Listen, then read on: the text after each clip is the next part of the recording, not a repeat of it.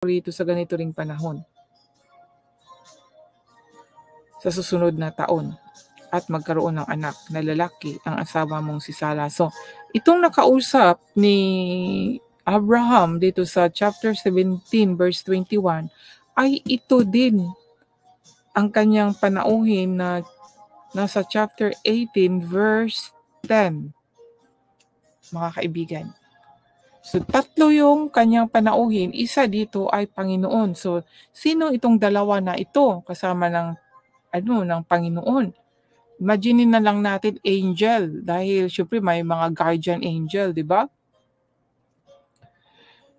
So, yan po. Narinig din pala ni Sarah at dahil siyempre sa katandaan na nila, hindi siya mapaniwala at siyempre siya ay babae na o hindi na nga siya nadatna ng dalaw na. Pero sabi dito sa verse 14, Genesis chapter 18 verse 14, may bagay ba na hindi magagawa ng Panginoon? Imagine mga kaibigan, may bagay ba na hindi magagawa ng Panginoon? Amazing mga kaibigan, it's amazing. Dahil hindi pa siya nagbuntis pero sinabi na ganito po ang mangyayari. Tulad ng sinabi ko, babalik ako dito ganito ring panahon. So, ito na yon yung kausap ni Abraham dito sa chapter 17 verse, saan ba yun?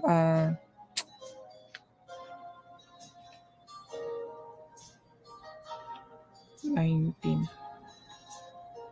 20, verse 21, no? Chapter 17, Genesis chapter 17 verse 21 at chapter 18 verse 9 to 15 ay ito yung nakausap ni Abraham na ang Panginoong Diyos po. Ang sabi niya dito, may mga bagay ba na hindi magagawa ng Panginoon? Tulad ng sinabi ko, babalik ako rito sa ganito ring panahon sa susunod na taon at magkakaroon ng anak na lalaki si Sarah. Yan po, natakot si Sarah. Kaya nagsinungaling siya at sinabi niya, hindi po ako tumawa. Pero alam ng Panginoon na tumawa siya at sinabi niya, tumawa ka talaga. Imagine, ganun po mga kaibigan. Alam ng Diyos, no? Hindi po tumawa si Sarah sa harapan ng mga panauhin. Parang palihim po yung pagtawa niya pero alam po. Amazing mga kaibigan. Nakaka-amaze.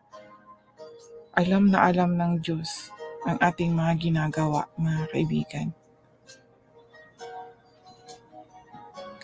So pagpatuloy ko po ang pagbabasa,